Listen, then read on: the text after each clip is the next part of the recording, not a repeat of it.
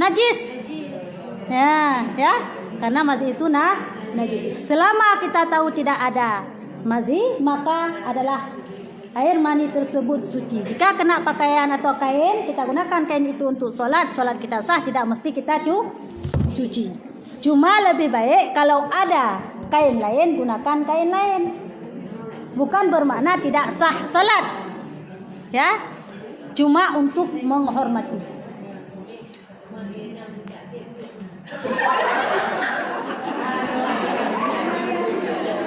Ya.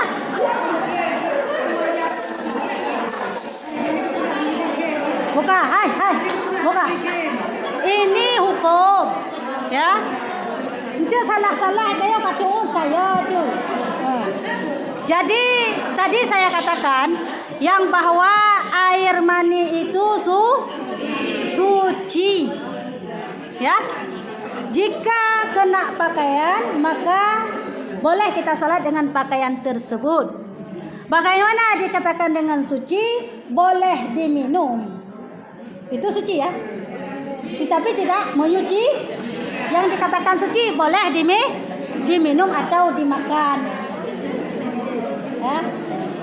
Kalau untuk minum silakan. Tapi harus pastikan saat meminumnya itu jangan ada mazinya. Pastikan keluaran pertama jangan.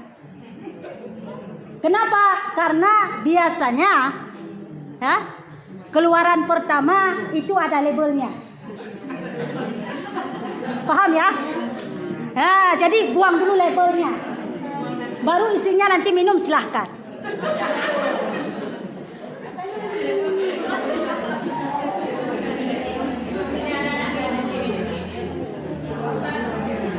Tapi itu kurang baik, ya. Walaupun itu suci namun menjijikkan. Sama halnya dengan ingus. Ingus itu hukumnya apa? Suci, mau minum silakan. Anak jamon kah? Dulu di kampung anak-anak nyanang katiblah, biblit. Silakan. Suci. Ya. Kiban? Masalah orang yang menyuci di dalam mesin cuci sudah kita bahas pertemuan kemarin, ya. Mungkin ibu tidak hadir, kita ulang sedikit. Caranya adalah datangkan air ke dalam mesin cuci, ya. Jangan ada air di dalam. Misalnya mesin cuci kita nggak sampai 8 kilo misalnya. 8 kilo itu kan airnya nggak sampai 2 kulah dia, ya.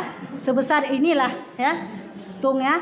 Nah itu jangan masukkan air dulu baru masukkan kain. Tapi masukkan kain dulu baru masukkan air. Lepas itu kasih putar, buang. Itu sudah suci. Gampang, ya. Tapi kalau misalnya ambil kain masukkan ke dalam mesin cuci yang sudah ada air, itu tidak suci. Nah, itu dia, ya. Tapi lebih bagusnya lagi, buang dulu najis kalau ada. Tapi ingat, ya, yang saya katakan tadi, kalau ada najisnya, najis hukmiyah. Coba dulu sebentar. Kalau najisnya najis hukmi, tapi kalau najis inniyah, tetap itu buang dulu ainnya. Baru boleh kita lakukan seperti yang saya bilang tadi. Jangan nanti ada najis ini, ya, misalnya ada kotoran anak-anak, kita masukkan terus dengan dalam mesin cuci, udah dicampur di situ, alah, ya, udah bercampur baju kita, jilbab kita kena itu, ini nggak boleh, ini harus kita buang, ini catatannya, enggak, yang dikatakan dengan nyaurun tuha jamun bukan syara, ya, nggak iklan ya, nah itu sama dengan kita masukkan air, kita putar, dibuang air sendiri, kita buang. Sudah, ya, itu sudah suci. Ya, tapi ingat, ya, catatan najisnya kita buang dulu. Sebelum masukkan mesin cuci, buang dulu, baru masukkan mesin cuci. Ya, bersihkan dulu ainnya, baru masukkan mesin cuci. Ya. Enggak usah diniatin. Kecuali dalam hal istinja. Dalam hal istinja sunat kita nih niat. Ya, sunat bukan wajib. Nah, mandi wajib yang wajib niat. Bukan harus, wajib niat. Ya, tapi kalau dalam hal istinja itu sunat niat. Kalau dalam hal menyucikan tidak ada istilah niat. Yang penting ya yakin sudah. Ya, ada pertanyaan lain? Ya.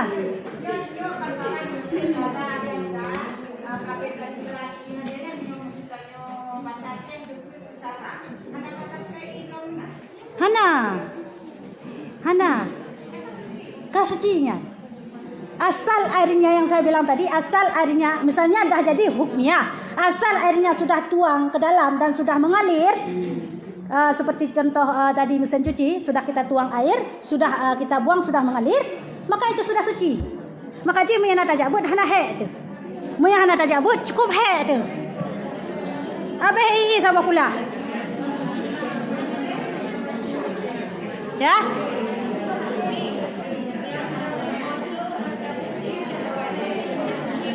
Ya, dengar dulu. Bolehkah kita pakai molto saat kita mau menjemur pakaian? Enggak, saat kita mau bilas pakaian. Boleh enggak? Boleh. Karena molto itu suci.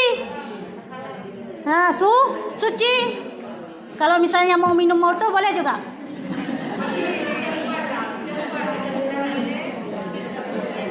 Barangkali je. Nenek cara ini rugodron. Kahana lebih. Nah, jadi lebih baik adalah cara dulu, lepas tu pakai molto, lepas tu baru je harum baik. Ya. Apa? Ya, ikan. Ya, ikan yang najis adalah darahnya sama kotorannya. Ikan besar, ikan kecil, khilaf ulama, tidak ada najis, tidak najis kotorannya. Ya, kalau ikan besar maka kotorannya dan darahnya. Nah, saat kita bersihkan itu kita tuang air atas ikan itu sampai mengalir darahnya bersih. Ya, itulah yang dikatakan dengan cara. Ya. Kalau ikan kecil, ya, gebilis ataupun semacamnya, itu kotorannya tidak najis. Boleh kita makan kotoran-kotorannya sekalian.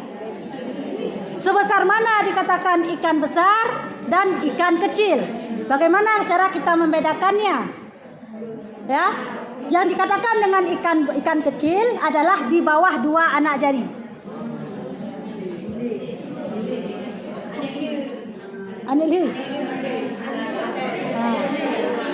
Ya, di bawah 2 anak jari itu ikan kecil. Di atas daripada 2 anak jari itu ikan besar. Jadi kalau di bawah daripada 2 anak jari, mau goreng terus, mau makan itu kotorannya sekalian silahkan. 4 sehat 5 sempurna. Ya.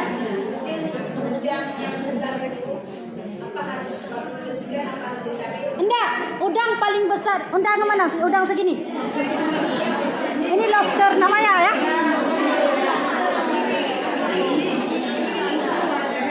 Oh, itu nggak besar itu. Boleh makan itunya. Nggak apa-apa, makan aja kalau mau. Nggak usah, makan aja kalau mau. Nggak, itu kan saya bilang tadi adalah ada 2 pendapat ulama kan.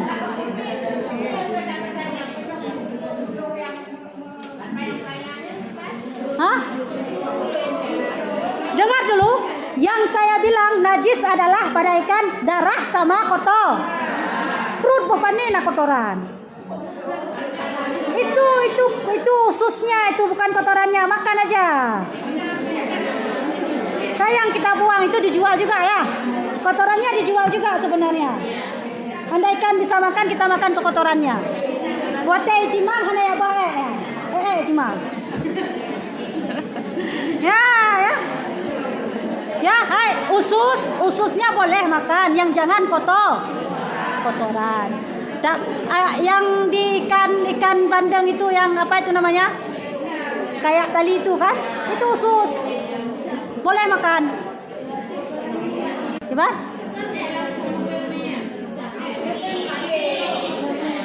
Ya, usus boleh dimakan. Jadi kalau misalnya ada kotoran, ya, misalnya ada kotoran, tinggal tarik saja, sudah langsung ke belakang aja, ya.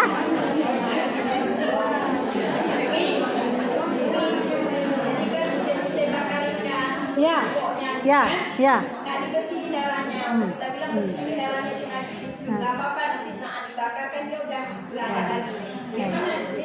Ya, orang jarang. Memang iya begitu?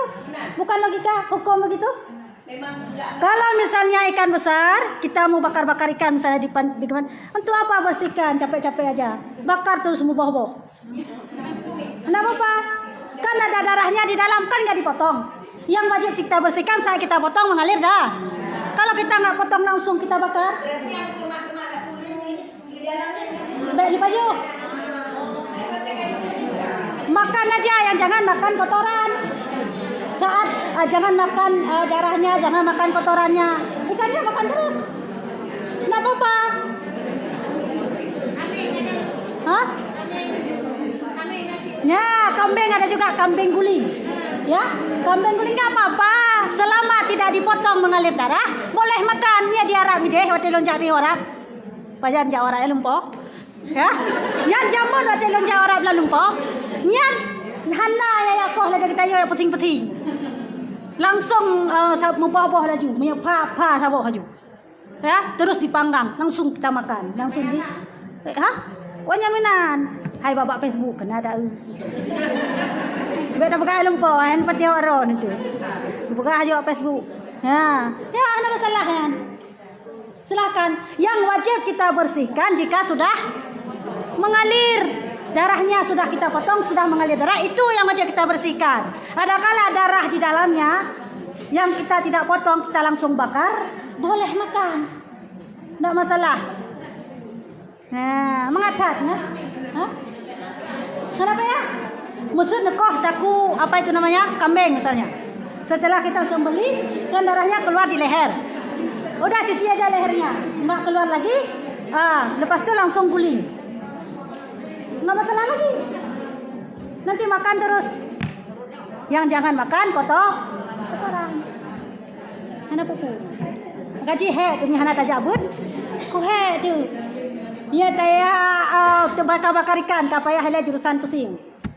Ayo. Ya. Ayo.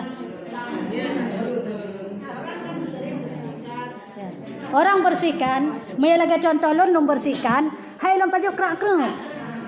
Ya, kan hanjut baju. Kalau mau makan silahkan. Ya, tapi kalau misalnya tidak mau silahkan buang, kalau mau silahkan makan, yang masalah itu. Ya, cumi lagi. Ada kita lihat sekarang beredar di Facebook, ya, bahwa tinta cumi itu Nah, baca. Nah, dalam kitab Bughyatul Mutarsyidin dituliskan bahwa cumi halal. Yang pendapat sebagian daripada ulama. Karena beliau yang berpendapat bahwa cumi itu haram, tinta cumi itu haram, karena mereka berpendapat adalah tinta itu merupakan kotorannya, ya, najisnya. Dan menurut penelitian ulama kontemporer, ulama Jino, telah meneliti bahwa yang ada dalam tinta cumi itu bukanlah kotoran, tapi air liurnya untuk melindungi diri daripada musuhnya. Jadi yang najak jurusan biologi yang kaitu makro. Jadi kalau menurut sebagian ulama itu air liurnya, jadi tidak tetap dihukumkan suci.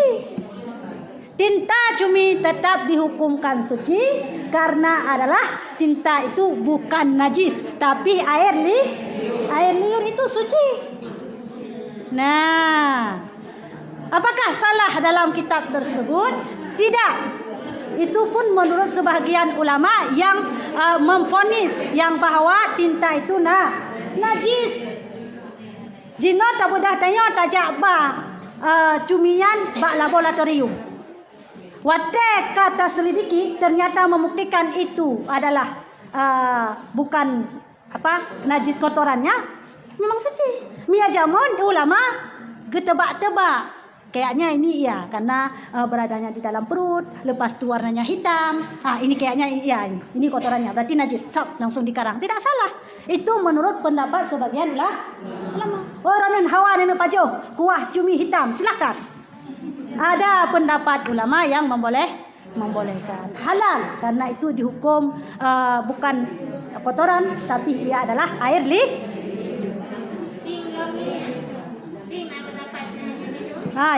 bing makruh. Bing makruh. Karena apakan gepu makruh? Karena adalah kehidupan di dua tempat. Jino ci buktikan cok bing ci pelarha hinoi darat pegot ke kerengkeng. Ci ibu anu cuco hinan bing nang kerengkengnya di darat baik boing bacut. Udet paling 3 minggu. 3 minggu. Macam tak bertahan hinan tak putuhan hinan temdohan. Bukan karena dia binatang makanya dihukumkan makruh. Bahkan hukumkan makruh karena dia lama bertahan tidak. Jelas kan? Rani nak baju silakan baju haju. Yang nak baju silakan baju haju. Kita.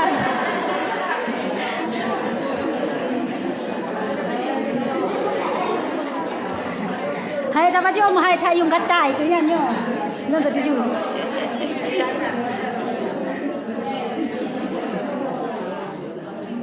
Ya.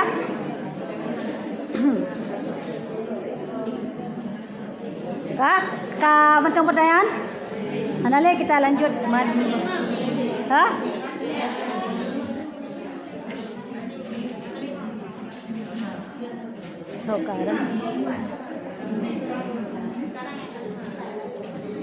Adapun gini adapun kan? Adapun najis yang kecil itu hendaklah disucikan dengan air yang suci, lagi menyucikan. Ya. Jadi najis yang kecil ataupun najis selain daripada najis berat dan najis ringan, nyo mesti tak sucikan dengan air yang suci lagi menyucikan. Ya, air suci lagi menyucikan. Pada air suci lagi menyucikan, nyo adalah selain daripada air mutan najis dan air mustakmal. Ya, belum kalian ini pembahasan ini sang masalah airnya. Jadi anak tak bahas ini. Ya, selain daripada air mutan najis, air mustakmal dan air suci. Air suci menyucikan maksudnya air itu suci dan dapat menyucikan, mampu menyucikan barang yang lain. Jadi cara menyucikan najis yang kecil mesti dengan air tersebut. Air itu suci dan dapat menyucikan benda yang lain.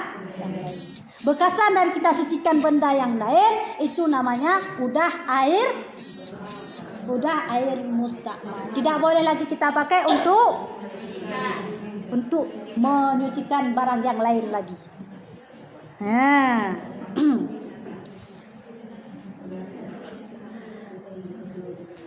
Nyan kalian hana? Tetapi hendaklah dengan 3 nya kenal? Ya. Kah. Kakak kenal yang kalau paling tu. Adapun najis yang kecil itu hendaklah disucikan dengan air yang suci lagi menyucikan bagi lainnya atau dengan batu yang suci. Jadi cara kita menyucikan istinja misalnya, ya, boleh dengan air suci lagi menyucikan, boleh dengan batu. Pilih yang mana? Kalau misalnya mau pilih batu boleh juga, enggak pakai air bisa juga. Mau pilih air enggak pakai batu boleh juga. Yang terlebih afdal adalah batu dan air. Ya, jadi istilah menyucikan istinja, menyucikan daripada apa kencing dan berak, itu mesti menggunakan air suci lagi menyucikan ataupun dengan batu. Tabur ilai. Tabur ilai. Kah? Kalian kena uyup? Nah dibahas. Tetapi hendaklah dengan 3 buah batu yang syarat. Ya, 3 buah batu dengan 1 batu yang ada baginya, atau dengan 1 batu yang ada baginya 3 penjuru, yakni 3 persegi. Batu itu lagi kasar. Kah? Seandainya kita mau beristinja dengan memakai batu, enggak mau kita pakai air, boleh. Ya. Tapi dengan syarat batu yang kita pakai tersebut harus 3 buah, 3 biji. Ataupun 1 biji boleh dengan 3 segi, 3 persegi. Ya, enggak boleh batu bulat. Batu bulat enggak ada persegi, langsung kita istinja dengan itu sampai 3 kali, enggak boleh. Kalau bukan menggunakan 3 buah batu, maka kita gunakan adalah batu yang persegi 3 sekurang-kurangnya. Ini sekurang-kurangnya. Kalau lebih baik. Dan sunat mengganjilkan batu. Ya, misalnya kita mau beristinja dengan pakai batu. Ya, pakai batu. Batu yang kita pakai minimalnya kan 3. Pas kita pakai sampai ke 3 masih ada sisa kotorannya misalnya. Itu kita sunat mengambil, kita wajib